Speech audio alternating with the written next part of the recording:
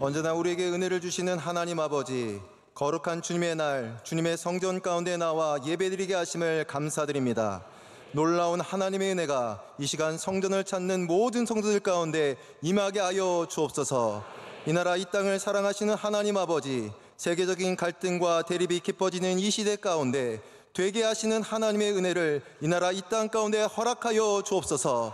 이 나라 위정자들이 하나님을 경외하게 하시고 주님께서 부어주시는 은혜로 갈등이 사라지며 시대의 상처가 싸매어지게 하여 주시옵소서. 온 국민이 믿음으로 화합하여 폭풍 같은 이 시대를 놀라운 하나님의 은혜로 승리하게 하여 주시옵소서. 43년 전 명성교회를 세워주시고 되게 하시는 하나님의 은혜로 부흥을 허락하신 하나님 아버지, 명성교회가 주님의 사명을 끝까지 감당하는 교회가 되게 하여 주시옵소서. 이 시대에 잃어버린 영혼을 찾아가는 교회요, 생명을 살리는 교회요, 생명의 열매가 가득한 교회요, 생명을 위해서 섬기는 교회가 되게 하여 주시옵소서. 물이 바다 덮음같이 여호와의 영광으로 충만한 교회가 되게 하여 주옵소서. 우리 가운데 대한예수교장로회 제108회 총회를 허락하여 주심에 감사드립니다. 온 성도들이 다 함께 먼저 기도로 준비하게 하시고 기쁨으로 섬기는 가운데 주님의 은혜가 차고 넘치는 성총회가 되게 하여 주시옵소서. 기름 부어 세우신 담임 목사님, 성령의 권능과 능력으로 덧입혀 주시고 하나님의 말씀을 대언하실 때마다 우리 안에 차고 넘치는 은혜를 허락하여 주옵소서. 이 시대의 영적 지도자로서 새 시대의 새로운 부흥의 일꾼이 되게 하여 주시옵소서. 사랑하는 원로 목사님, 비전 선교사역과 군 선교사역 등 많은 사역을 감당하실 때 구원의 역사와 생명의 능력이 넘치게 하여 주시옵소서. 전 세계 각지로 보내주신 선교사님들을 눈동자와 같이 지켜주시고 그들의 믿음의 발걸음과 섬김을 통해 하나님의 나라가 각 나라와 올 열말 가운데 이루어지게 하여 주시옵소서. 오늘 저녁 담임 목사님께서 말씀을 선포하실 때 우리에게 폭포수와 같은 은혜를 허락하여 주실 줄로 믿습니다. 이 모든 것 생명과 은혜의 근원 되시는 예수님의 이름으로 기도드립니다. 아멘. 오늘 우리에게 주시는 하나님의 말씀은 구약성경 사사기 21장 16절로 24절의 말씀입니다. 구약성경 사사기 21장 16절에서 24절의 말씀입니다. 제가 가진 성경으로 구약성경 400면쯤에 있습니다. 이 말씀을 한 절씩 교독하신 후에 마지막 절을 합독하도록 하겠습니다. 회중의 장로들이 이르되 베냐민의 여인이 다 멸절되었으니 이제 그 남은 자들에게 어떻게 하여야 아내를 얻게 할까 하고,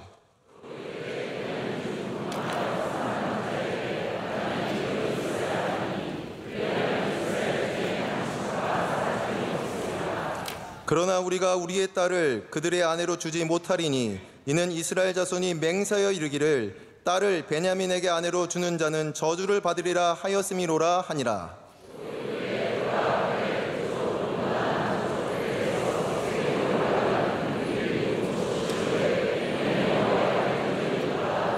베냐민 자손에게 명령을 이르되 가서 포도원에 숨어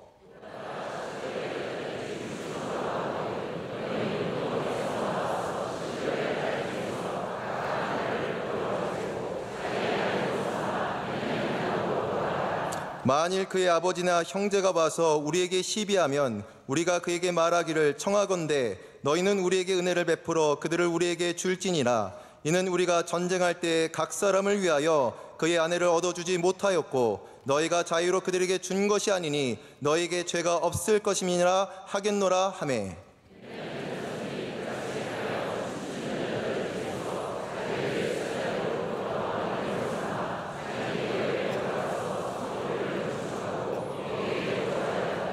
합독하겠습니다. 그때 이스라엘 자손이 그곳에서 각기 자기의 지파 자기의 가족에게로 돌아갔으니 곧 각기 그곳에서 나와서 자기의 기업으로 돌아갔더라. 아멘. 이제 말씀으로 은혜 받는 시간입니다. 담임 목사님께서 해결할 수 없는 해결책이라는 제화로 말씀 전가해 주실 때 큰 은혜의 시간이 될 줄로 믿습니다.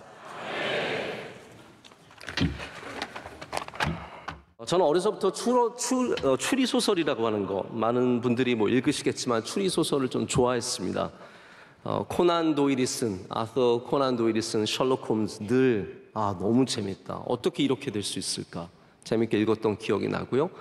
아가사 크리스티의 소설도 정말 재밌게 많이 읽었습니다.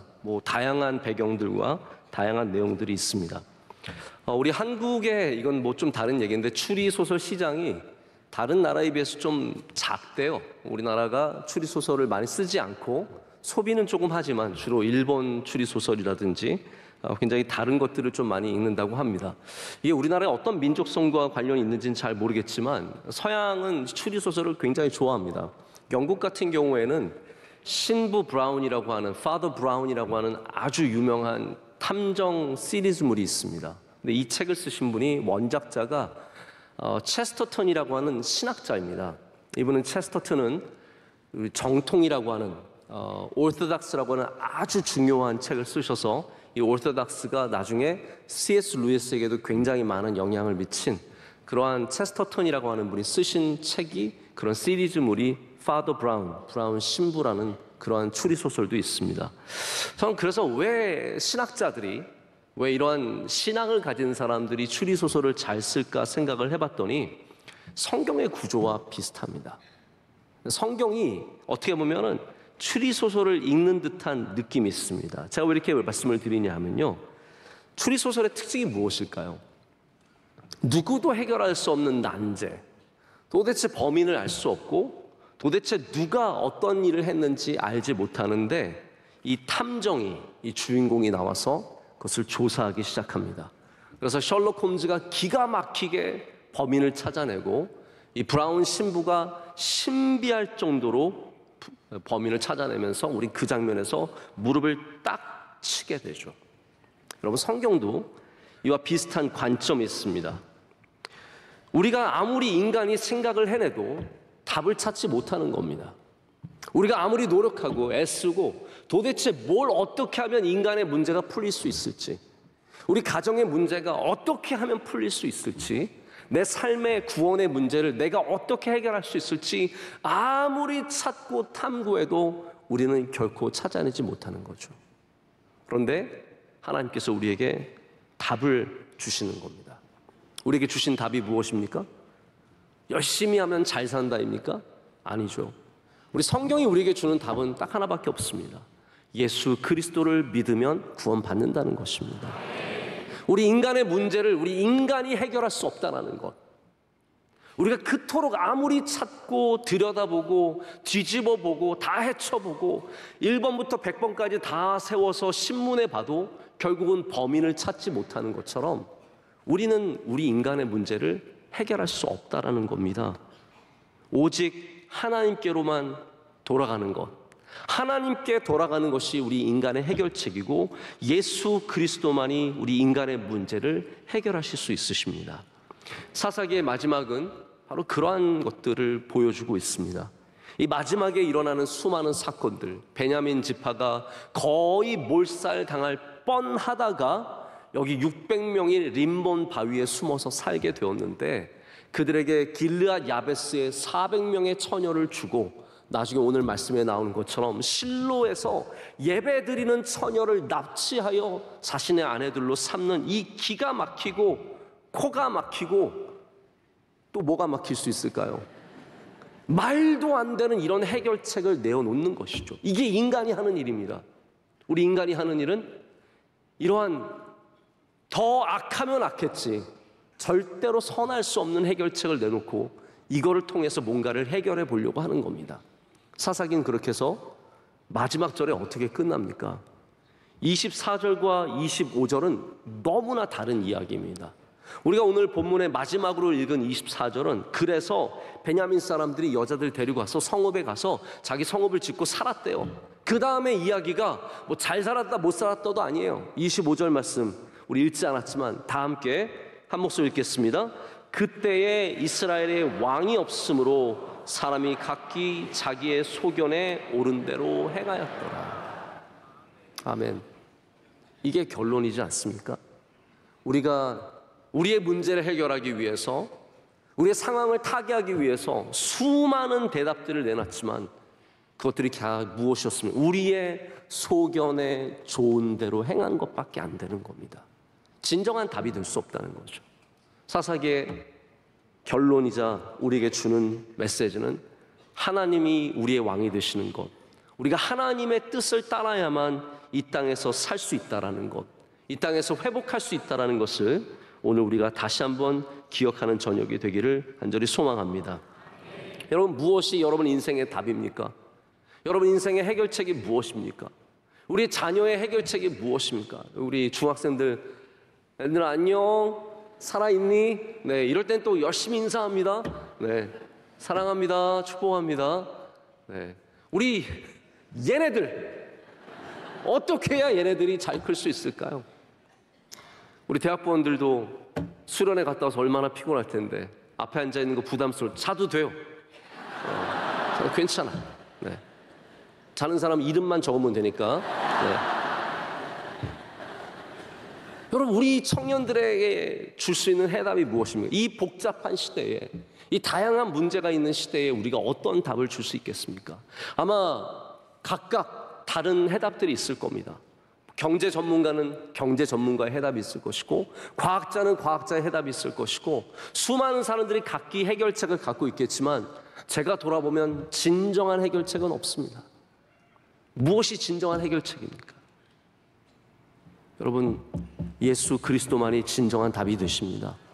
아이들 해결책, 예수님 잘 믿는 거에서 시작하는 것입니다. 우리 청년들의 해결책, 예수 그리스도 잘 믿는 것에서 시작하는 것이고, 우리 교회의 해결책도 예수님 잘 믿는 것밖에 없습니다.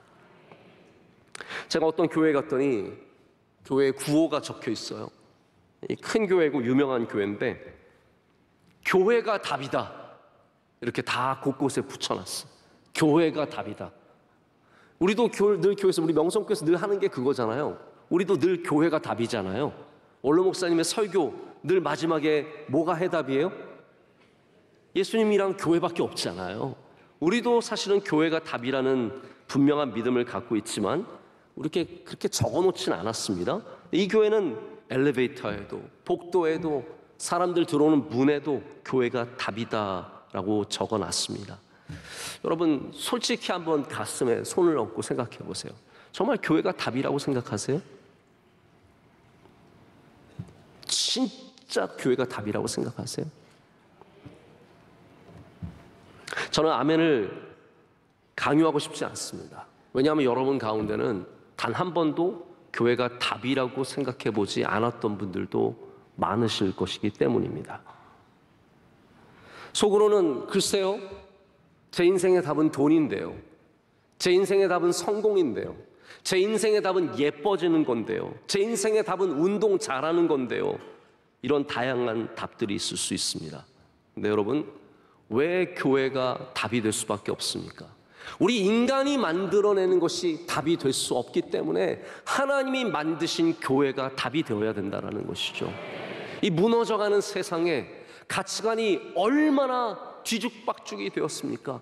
정말 해체주의가 심각하다 못해 디컨스트럭션, 모든 걸 다 해체시켜버렸습니다.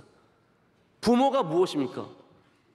우리는 당연히 남자와 여자가 결혼해서 아이를 낳고 기르는 것이 가정이라고 생각했지만 이 시대는 어떻게 되었습니까? 그냥 원하면 어떠한 형태의 가정도 다 가정이라고 말하고, 우리는 정말 희한한 세대를 살아가게 되었습니다. 무엇이 답입니까? 오늘 이스라엘이 내놓은 해결책들, 자, 여기 600명의 베냐민 사람들이 남았는데 이들을 멸절시키지 않으려면 뭔가 해야 합니다. 그래서 방법들을 모색합니다. 사람들이 모였습니다. 우리 어떻게 할까? 어떻게 하면 이 베냐민 사람들을 살리고 우리 이스라엘도 망하지 않을까? 모여서 열심히 생각한 게 결국은 무엇입니까? 이렇게 길르앗 야베스 사람 싹 다 죽여버리고 남은 처녀들 갖다 주는 것과 실로에서 예배하는 처녀들 몰래 납치해서 데려가는 것, 이것이 인간이 내놓는 해결책이라는 거예요. 여러분, 집단 이성이란 말 쓰지 않습니까? 컬렉티브 인텔렉추얼, 우리가 더 모여서, 많은 집단들이 모여서 지성을 갖추면 우리가 문제를 해결할 수 있을 것 같죠? 식량 문제, 인구 문제, 전쟁의 문제, 질병의 문제, 우리가 다 해결할 수 있을 것 같지만 우린 여러분, 코로나 지나면서 크게 깨달았습니다. 이 발전된 사회가, 100년 전과는 비교할 수 없이 발전된 사회가 예전에 스페인 플루에 다 죽어가듯이 수천만 명이 그렇게 코로나로 인해서 사망하고 우리가 거기에 손도 쓰지 못했다는 겁니다. 그러면 집단체가 더 뛰어납니까? 더 모이면 더 좋은 생각이 생길까요? 언젠가 그런 실험을 했다고 해요. 주식 전문가들이 모여서 투자를 하고 여기 한편에는 침팬지가 그냥 아무거나 눌러서 투자를 하게 했대요. 여러분, 이게 진짜 기분 나쁜 실험이에요. 주식 전문가들이 모여서 어느 주식이 오래가고 어느 주식의 수익성이 보장이 되고 어떤 회사가 든든한 회사라서 이 회사가 주식이 점점 올라갈까 많은 고민을 하고 몇 개를 고르고 침팬지가 어땠다 뭐 하면서 고른 거 몇 개 비교를 해봤는데 어디가 더 잘 된 것 같아요? 침팬지가 더 잘 됐다는 거예요. 여러분, 그래서 혹시 주식하시는 분들은 주식하실 때 다른 생각하지 마시고 오오오오 하시면서 하세요. 아무 생각 없이 그냥 손 가는 대로 우리는 착각하는 게 있습니다. 컬렉티브, 모이면 모일수록 우리의 지성과 이성이 더 강해지고 그로 인해서 그 힘이 우리의 문제를 해결할 수 있겠다라는 것이죠. 민주주의가 사실은 집단 이성과 깊은 관계를 갖고 있습니다. 더 많은 사람들이 선택한 것이 더 옳은 선택이다 말하는 거죠. 근데 여러분, 여기 굉장히 많은 허점이 있습니다. 왜냐하면 인간은 본능적으로 본질적으로 올바른 해결책을 만들어낼 수 없기 때문입니다. 더 많이 모인다고, 더 똑똑한 사람들이 모인다고, 더 좋은 대학 나온 사람들이, 저 유명한 대학에 공부 오래 한 사람들이 모인다고 더 좋은 답이 나오는 게 아니라는 거죠. 여러분, 우리는 컬렉티브 인텔렉추얼, 집단 이성이든 집단 지혜든 그것보다 더 크신 하나님의 지혜를 의지해야 합니다. 하나님을 경외하는 마음을 가진 사람, 성경에는 그런 사람에게 뭐라고 얘기합니까? 지식이 있는 사람이라고 말합니다. 하나님을 경외하는 마음을 가진 사람이 내린 결정들, 여러분, 그 결정들을 하나님은 되게 하시고, 할렐루야, 은혜를 주시고 복을 주셔서 이루신다라는 겁니다. 제가 오늘 낮에도 그런 말씀을 드렸지만 우리 명성교회가 되게 똑똑한 교회에서 여기까지 온 게 절대로 아닙니다. 우리가 남들보다 뛰어나서 여기까지 온 것도 아닙니다. 우리의 프로그램이 뭔가 특별해서 이 세상에 가장 매력적인 프로그램이 되어서 야, 저기 한번 가보자 그래서 된 것도 아닙니다. 제가 몇 주 전에 연세대 총장을 하시고 그리고 부총리까지 지내시고 아주 다양한 일들을 많이 하신 총장님을 뵙고 왔습니다. 어떤 강의가 있는데 저에게 그 강의를 한번 해보라 그러셔서 가서 인사를 드리고 또 식사도 같이 하는데 그분이 그러시는 거예요. 당신께서 연세대 총장으로 있었을 때 저 서울 끝에 연세대랑 여러분 우리 명성교회랑 얼마나 멉니까? 근데 저 서울 끝에 어느 교회에서 새벽 예배를 열심히 한다는 얘기를 들으셨다는 거예요. 그래서 뭐 누가 시킨 것도 아니고 부른 것도 아닌데 총장님께서 직접 우리 교회에 몇 번을 와서 예배를 드리면서 너무 많은 은혜를 받았다는 거예요. 그리고 우리 은혜를 받으면서 야, 참 김상환 목사님은 별 얘기 없는데 너무 설교가 좋다. 많이 뭐 구수하게 얘기하시는데 설교가 내 마음에 와서 싹싹 꼽히고 열매가 되고 은혜가 되고, 그래서 그때부터 그 총장님이 원로 목사님 말씀을 사모하시고 때만 되면은 원로 목사님 연세대에 초청하셔서 또 채플도 하게 하시고 이 다양한 관계를 계속 가져오셨다는 거죠. 여러분, 우리 교회가 똑똑해서 사실은 잘나서 남들보다 뛰어나서 여기까지 온 게 아니라 하나님의 은혜입니다. 그래서 우리는 해결책을 내놓기 전에 먼저 하나님의 은혜를 사모해야 합니다. 이스라엘 백성이 해결책을 내놓는데 너무 급급했습니다. 이 베냐민 사람들 멸절시키지 않기 위해서 이들을 어쨌든 살리기 위해서 자신들이 저질러 놓은 일을 어떻게 이거 좀 회복시킬까 싶어서 열심히 해결책을 내놓았는데 이게 엉망진창이 되는 겁니다. 제가 말씀을 드렸죠. 첫 번째 해결책이 무엇이었습니까? 길르앗 야베스. 모여서 보니까 야, 우리 모일 때 안 모인 사람 누구야? 이런 거 있죠. 아마 준비위원회도 뭐 준비하다가 야 어저께 준비위원 안 나온 사람 누구야? 이렇게 찾아가지고 길앗 야베스처럼 멸절시키고 그러십니까? 우리 그런 거 있거든요. 왜 누가 안 왔냐? 누가 안 왔냐 찾아보니까 길앗 야베스가 안 온 거예요. 길앗 야베스로 쳐들어가서 그 성을 완전히 불태워버리고 남자들 싹 다 죽여버리고 처녀들만 400명을 남긴 다음에 그 처녀들을 베냐민 지파에게 넘깁니다. 여러분 이게 해결책입니까? 상식적으로 생각을 해보세요. 이게 해결책이냐고요. 그 다음에 두 번째 한 것이 바로 실로로 올라가는 예배드리러 가는 처녀들 납치해가지고 자, 이 몇 명이 더 필요했을까요? 길앗 야베스에서 몇 명 데려갔다고요? 4명이요? 400명을 데려갔습니다. 자, 그럼 림몬 바위에 숨어있던 베냐민 사람이 몇 명이었다고요? 600명이었습니다. 자, 되게 쉬운 산수하는 겁니다. 몇백 명 채우면 됩니까? 감사합니다. 훌륭하십니다. 엑셀렌토. 200명을 채우면 되기 때문에 실로에 예배하러 가는 여자들 200명을 잡아다가 데려가라고 합니다. 그들의 아버지들이 항의했습니다. 어떻게 우리 딸들을 이렇게 데려갈 수 있냐? 우리 안 주기로 하지 않았냐? 우리 딸들을 베냐민 사람에게 안 주기로 하지 않았냐? 여러분 이것도 좀 이따 말씀드리겠지만 이것부터가 잘못된 결정이었어요. 왜 안 준다 그래요? 여러분 그래서 나 절대로 뭐 안 한다는 말은 웬만하면 안 하는 게 좋습니다. 뭐 여러분 그런 거 있죠? 나 죽어도 그건 안 한다. 그런 말 한 다음에 나중에 하게 되는 일들이 생겨요. 그래서 항상 그런 거는 조심해야 합니다. 이스라엘 사람들이 우리 딸들은 절대로 안 줄 거다. 딱 그렇게 말해 놓으니까 결국 이것이 그들에게 올무가 됩니다.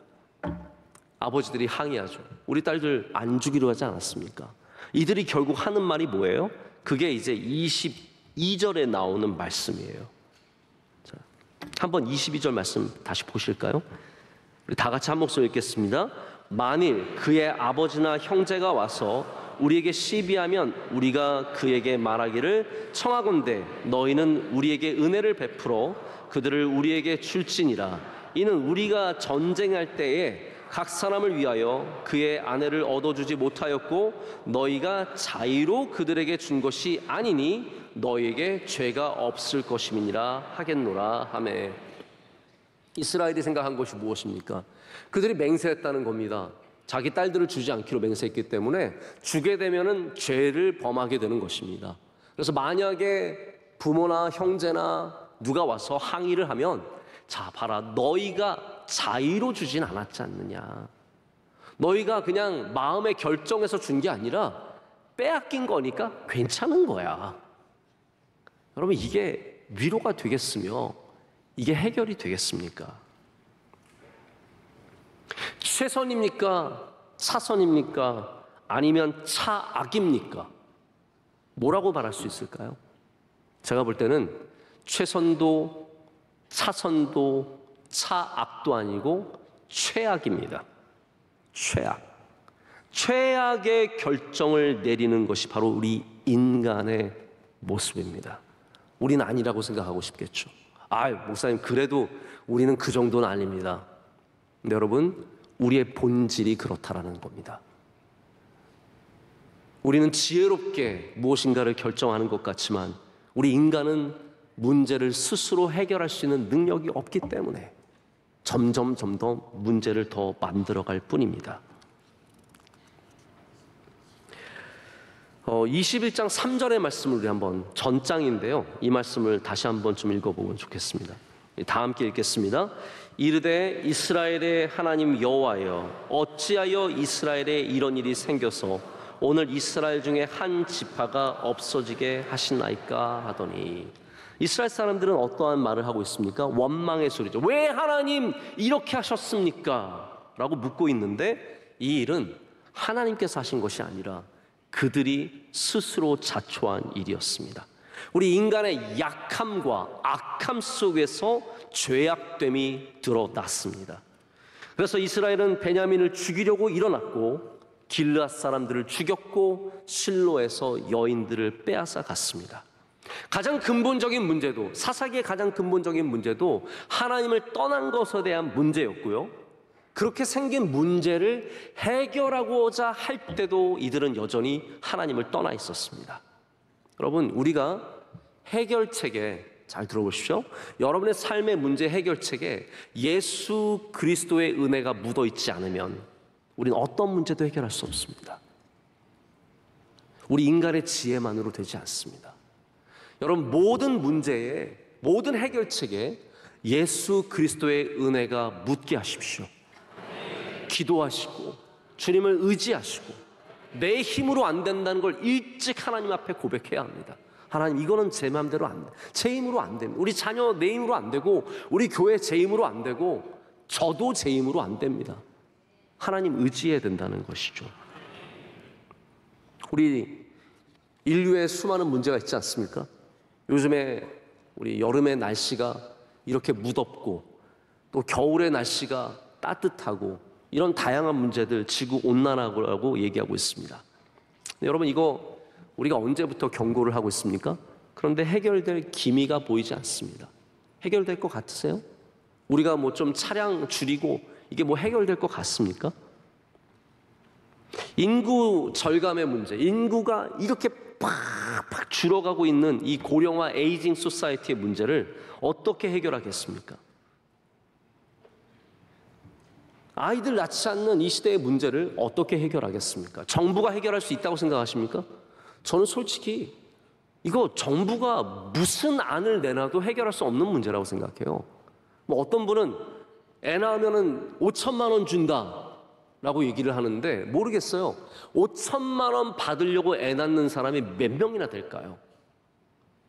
여러분, 요즘 젊은이들에게는 1,000만 원, 10억이면 얘기가 달라집니다. 자, 단위가 달라지면 좀 달라질 수 있어요. 저는 이제 넷째를 낳을 수 없는 상황인데 10억을 준다 그러면 우리 아내랑 한번 기도해 볼 것 같아요. 여보, 이거 10억인데 넷째를 낳으면 10억이래. 우리 확 죽을 생각하고 뭐. 그러나 여러분, 이거 누가 어떤 정부가 애 낳는데 10억을 줄 수 있겠습니까? 어떠한 안을 내놔도요, 해결책이 될 수가 없습니다. 우리 젊은이들이 돈 때문에 낳고 돈 때문에 안 낳는 게 아닙니다. 삶이 달라졌어요. 모든 게 다 달라졌습니다. 생각이 달라졌고 삶의 형태가 달라졌고 추구하는 것이 달라졌기 때문에 이 모든 사회의 문제들을 다 싹 다 고치지 않으면 우리는 애 낳는 문제를 해결할 수 없습니다. 그래서 주님의 은혜가 필요한 겁니다. 우리의 해결책으로 안 되는 거예요. 외국 인력을 데려다가, 요즘에 뭐 이제 또 가사 도우미들 필리핀이나 다른 국가에서 온다고 하죠. 막 데려다가 쓰면은 될 것 같죠? 여러분, 그래도 안 됩니다. 정년을 늘려야 한다. 지금 62세, 63세, 5세인 정년들 다 5년씩 늘리면 다시 이 사회가 돌아갈 것이다. 여러분, 그 정도로 해결되는 문제면 얼마나 쉬운 문제겠습니까? 이 세상에는 그렇게 쉬운 문제는 단 하나도 없습니다. 저는 솔직히 노력하시는 분들 참 너무 수고가 많으시고 많은 좋은 아이디어를 내놓지만 정답이 하나도 없다고 생각을 합니다. 여러분, 이 땅이 다시 부흥하는 땅이 되려면 먼저 한국 교회가 부흥해야 합니다. 한국 교회가 뜨거운 마음을 되찾아야 하고요. 한국 교회가 하나님 앞에 바로 서야 하고요. 한국 교회가 하나님의 뜻을 구해야 합니다. 우리조차도 모이지 않고, 우리도 애들 낳지 않고, 우리도 부흥을 원하지 않는데 어떻게 한국 사회가 변화되기를 원할 수 있겠습니까? 우리가 먼저 하나님께로 돌아가야 할 줄로 믿습니다. 여기 이 사람들이, 제가 아까 전에 여러분께 산수 드렸죠? 산수 문제 드렸습니다. 600명에 400명에 200명이라고 하는 숫자를 말씀을 드렸습니다. 여기 참 기가 막힌 접근 방법이 있습니다. 제가 보면 이스라엘 사람들은 이 모든 문제를 숫자로 봅니다. 600명의 남자들이 있으니까 600명의 여자를 주면 해결되는 문제로 봅니다. 여러분, 그게 바로 우리 인간의 가장 큰 실수입니다. 모든 것을 숫자로 해결하려고 하는, 과학적인 방법으로 해결하려고 하는, 어떠한 영적인 문제로 보지 못하고 이 모든 것을 숫자가 상징하는 것이 무엇일까요? 우리의 이성, 우리의 지식, 우리의 계산, 우리의 이론과 원리, 이런 것들로 문제가 해결될 수 있다고 생각하는 게 바로 지금 이스라엘의 문제입니다. 지금 베냐민의 문제는요, 숫자의 문제가 아니라 영적인 문제예요. 이 영적인 문제에 영적인 답이 없고 숫자의 답만 있습니다. 그래서 결국 200명 모자라니까 어떻게 할까 하다가 결국은 여자들을 납치해가는 이 실로라는 곳이, 여러분 아시겠지만 나중에 엘리 제사장이 예배드리는 곳이고 사무엘이 예배드리는 곳 아닙니까? 실로는 여호와의 성막, 태버네클, 장막이 있던 곳입니다. 언약궤가 엘리 제사장 그 두 아들이 그 언약궤를 나중에 빼앗기기 전까지 바로 그 실로에 있었습니다. 실로는 베델과 세겜 사이에 있는, 동쪽에 있는 도시라고 했습니다. 그래서 실제로 예루살렘에서 세겜으로 올라가는 길에 실로가 지금도 있습니다. 그 실로에 사람들이 명절을 맞아, 이 명절이랑 히브리인들에게 명절은 하나님 예배하는 명절밖에 없어요. 뭐 다른 명절이 있는 게 아닙니다. 그래서 명절에 예배하러 확 갈 때 얼마나 많은 여자들이 꾸미고 예쁘게, 우리도 명절에 꾸미잖아요. 여러분들 꾸민다고 꾸민 거잖아요. 예쁘고 안 예쁘고는 중요한 문제가 아니라 나는 어쨌든 꾸몄잖아요.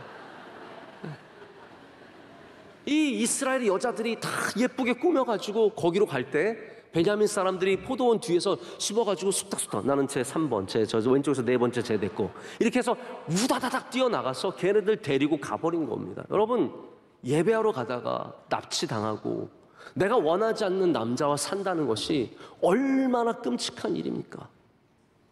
이 모든 문제를, 사람의 문제를, 우리 인간 한 인격의 문제를 숫자로 해결하는 거예요. 이해가 되십니까? 여기 한 여자의 일생이 걸린 문제인데 이거 200명이라는 거예요. 여러분, 어떻게 하나님의 마음과 이렇게 멀 수 있습니까? 하나님의 마음은 어떤 마음이실까요? 한 영혼을 천하보다 귀하게 여기시는 마음인데 숫자로 접근하는 거예요. 200명, 그래서 다 600명 채운다는 것이죠. 여러분, 숫자의 문제에 몰입할수록 우리는 인간적으로 변할 수밖에 없습니다. 왜냐하면 숫자는 우리에게 더 많은 숫자로 대응하게 합니다. 분명한 이론이 있어야 되고 원리가 있어야 되고 숫자로 말이 돼야 돼요. 그게 우리를 인간적으로 만드는 겁니다. 혹시 여러분의 삶에 지금 숫자의 문제가 있으십니까? 내가 얼마를 채워야 되고 얼마를 벌어야 되고 얼마를 넣어야 하고, 여러분 그럴 때일수록 기도하시길 축복합니다.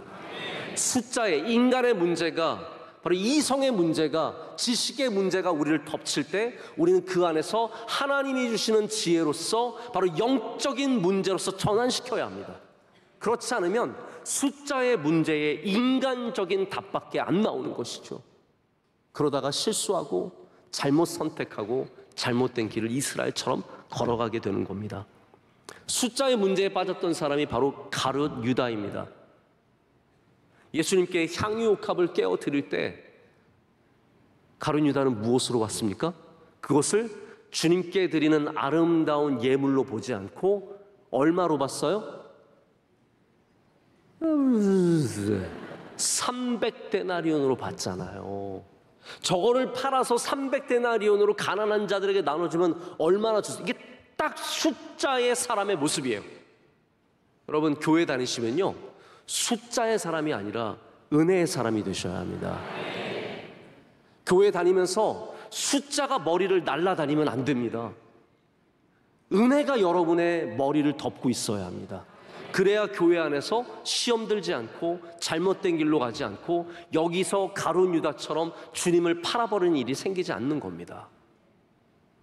교회는 거룩한 곳입니다. 우리의 문제는 숫자로 해결하는 것이 아니라 은혜로 해결하는 겁니다. 은혜로 해결하려고 하면 하나님께서 숫자의 은혜를 주시는 것이죠. 가룟 유다가 그렇게 했는데, 여러분, 지금 이 시대에 가룟 유다가 왔으면 우리나라 소위 말하는 진보적인 기독교에 완전 슈퍼스타가 될 수 있을 겁니다. 아, 그러면 안 되죠. 교회가 그러면 안 되죠. 그걸로 팔아가지고 가난한 자들에게 나눠줘야죠. 이러면 다 박수 쳐주고 아마 유튜브에서 100만 사람들 보면서 좋아요 엄청 누르는 유명한 사람 될 겁니다. 예수님은 반대로 어마어마한 비난을 받게 되실 겁니다. 어떻게 성직자가 저렇게 비싼 향유를 발에 바를 수 있느냐. 당장 기사나고 난리 나고 창피당하고 완전히 날개 꺾여버리는 그러한 운명이 될 수밖에 없을 겁니다. 근데 여러분, 가룟 유다의 안에는 얼마나 많은 위선이 있었습니까? 숫자로 선을 행하려고 하는 사람들이 사실 그 안에 얼마나 많은 위선을 갖고 있는지 모릅니다. 성경에는 뭐라고 기록하고 있습니까? 그가 자기 전대를 채우려고 돈에 욕심을 갖고 있었기 때문에 그렇게 말했다라고 말합니다. 300데나리로 바꾼 다음에 어쩌면 100데나리오는 가난한 사람 도와줬을지 모르겠지만 나머지는 자기가 챙겨 먹으려고 그런 욕심 있는 사람이었다. 인간적인 사람이었다는 거죠. 제가 오늘 시간이 이미 좀 많이 갔기 때문에 오늘 베르디 때문에 배렸습니다. 네. 저의 설교를 배렸다고요.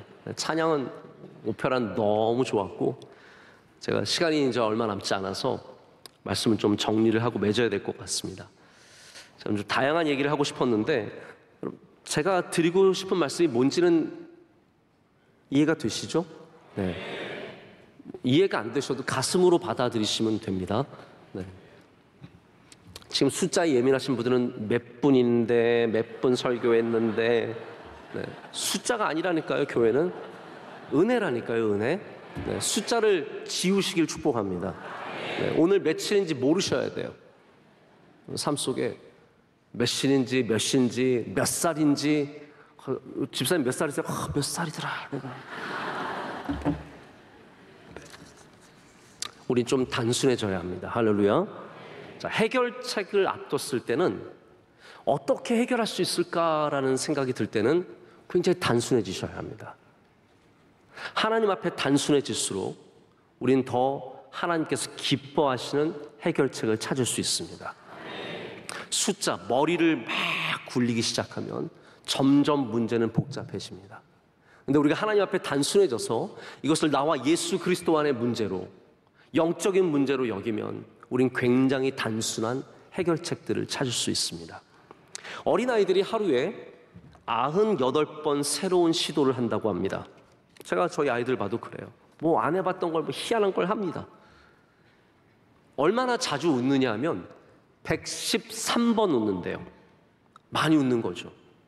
그리고 질문을 얼마나 많이 하냐면 65번 한대요. 질문을 그렇게 많이 한다는 거예요. 근데 어른은 보십시오. 하루에 2번 새로운 시도를 한대요. 여러분 가던 길 맨날 가지 돌아서 가십니까? 똑같은 길만 가잖아요. 우린 새로운 시도 안 합니다. 몇 번 웃느냐 하면 11번 웃는데요. 그래도 우리 교회 오늘 저녁 예배 오신 분들은 11번에 한 10번 정도 붙여서 21번 정도 웃었어요. 그래도 괜찮죠? 그리고 6번 질문한다고 합니다. 10분의 1밖에 질문을 안 해요. 왜 그렇습니까?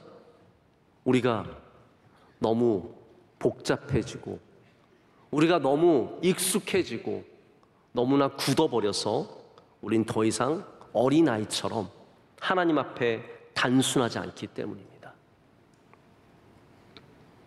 우리가 하나님을 떠나면 우리는 해결할 수 있는 능력이 현저하게 떨어집니다. 어른이 될수록 생각이 굳어버립니다. 문제도 무엇인지 제대로 파악을 할 수가 없습니다. 베냐민의 문제를 이렇게 끌고 온 것은 이스라엘이 그 문제조차도 파악하지 못했기 때문입니다. 어떻게 시작해야 할지, 어떻게 살아가야 할지, 어떻게 해결해야 할지 마치 핵폭탄을 만드는 공식처럼 어려워서 보고도 알지 못하고 알아도 할 수 없는 정말로 답답한 삶이 될 수밖에 없습니다. 여러분, 우리의 해결책은 핵폭탄이 아닙니다. 과학자 1000명이 몰려가서 풀 수 있는 핵폭탄의 문제가 아니라 우리 마음의 변화와 할렐루야, 우리의 영적인 회개와 각성이 있어야 우리가 해결할 수 있다는 것을 아셔야 합니다. 우리의 해결이 어디 있습니까? 여러분, 우리의 능력에 있지 않습니다. 우리가 더 좋은 지혜를 짜내서 유명한 사람에게 뭔가 얻어낸 것으로 해결하려 하지 마시고 우리는 하나님께 나아가야 할 줄로 믿습니다. 하나님께서는 은혜로 우리를 회복시켜 주시는 분이십니다. 이스라엘이 진작에 하나님 앞에 엎드려 기도하고 그들의 잘못을 고하고 회개했다면 이러한 최악의 상황까지는 가지 않았을 것입니다. 그러나 그들은 문제도 파악하지 못했고 주님 앞에 엎드리지도 못해서 결국은 주님의 은혜를 무시하고 자신들의 방식으로 살아갔습니다. 여러분, 하나님께서는 우리와 전혀 다른 해결책을 갖고 계십니다. 요것만 말씀을 드리고 말씀을 맺고자 합니다. 하나님의 해결책은 늘 사랑과 은혜입니다. 우리는 그렇게 문제를 해결해 보지 못하죠.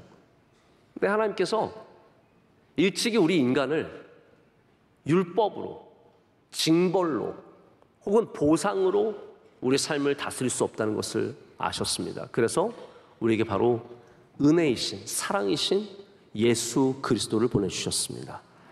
우리 인간의 문제를 해결하시기 위해서 예수님을 보내주셨다는 거죠. 여러분, 오늘도 이 밤에도 여러분 삶 가운데 예수 그리스도께서 임재하시길 원합니다. 왜냐하면 그 사랑과 그 은혜가 우리 삶의 베냐민 같은 문제를 풀어낼 수 있는 유일한 해결책이기 때문입니다. 여러분의 인생에 평생토록 예수 그리스도를 주인으로 삼고 주님의 은혜와 사랑으로 살아가는 은혜가 있으시길 축복합니다. 우리 함께 찬양하겠습니다. 이 시간 찬양할 때 하나님의 등불 함께 찬양하겠습니다.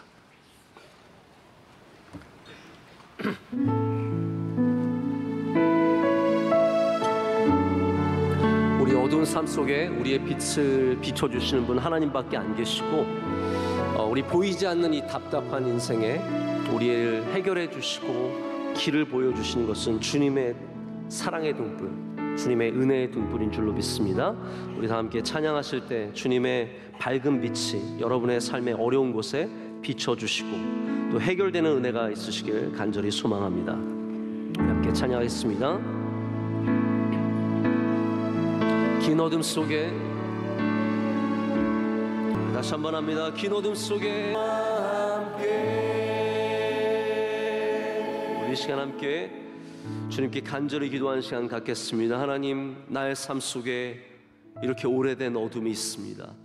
우리가 해결하려고 수많은 노력을 했지만 해결되지 않는 하나님 깊은 어둠이 있습니다. 하나님, 이 시간 주의 등불을 우리 가운데 비춰 주시옵소서.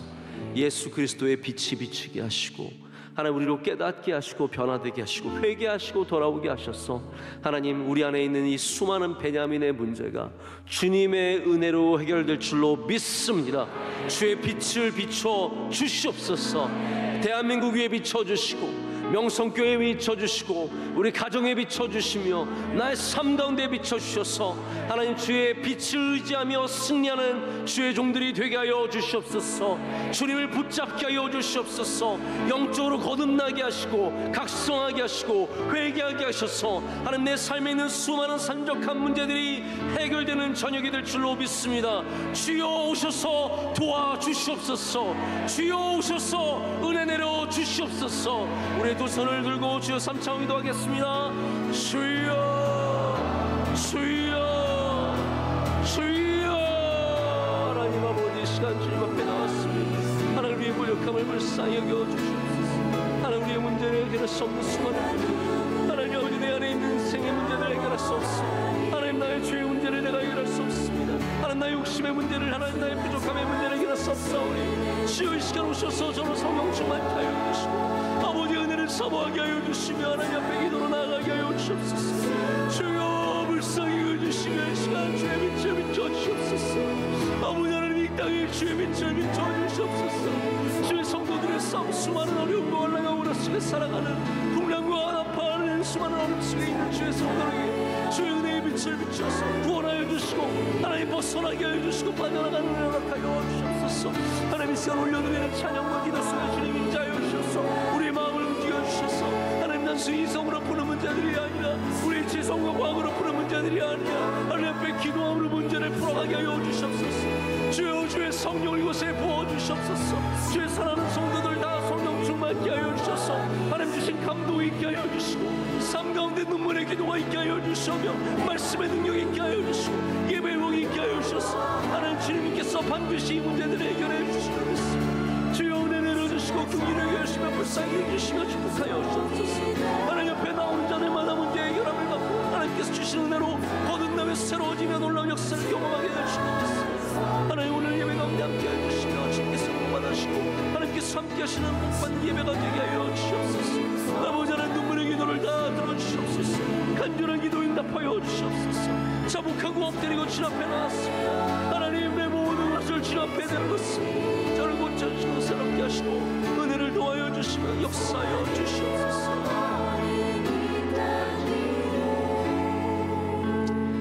하나님 아버지 감사합니다. 오늘 저녁에 이 귀한 시간을 맞게 하시고 찬양으로 은혜 받게 하시고 또 말씀으로 주님 앞에 우리를 돌아보게 하심을 감사합니다. 하나님, 베냐민은 누구이며 이스라엘은 누구입니까? 하나님, 오늘 우리를 돌아보는 시간이 되게 하셔서 우리로 이스라엘처럼 인간적인 숫자의 해결책만으로 덤벼들지 않게 하시고 예수님처럼 사랑으로 모든 문제를 해결하는 영적인 사람이 되게 하여 주시옵소서. 하나님, 우리에게 성령을 부어 주시옵소서. 이 시간 주의 성령을 아낌없이 부어 주셔서 주의 모든 사랑하는 성도들 삶에 있는 수많은 인생의 문제들에 하나님의 등불이 비춰지게 하여 주시옵고 주의 은혜로 회복되며 변화되며 놀라운 주님의 역사를 경험하게 하여 주시옵소서. 오늘 밤에도 주님께서 우리와 함께 하시고 우리에게 은혜 주실 줄로 믿습니다. 우리 어린아이로부터 주의 모든 사랑하시는 귀한 은퇴하신 분들까지 다 주여 은혜를 충만히 내려 주시옵소서. 예수님의 이름으로 간절히 기도드립니다. 아멘. 이제는 우리 주 예수 그리스도의 크신 은혜와 하나님 아버지의 영원하신 사랑과 성령님의 함께하심과 임재하심이 오늘 예배를 열심히 드리고 주님께 가까이 나온 주의 모든 사랑하는 백성들과 그들의 귀한 가정과 기업들 위해 이제로부터 영원토록 함께 하시기를 간절히 축원하옵나이다. 아멘.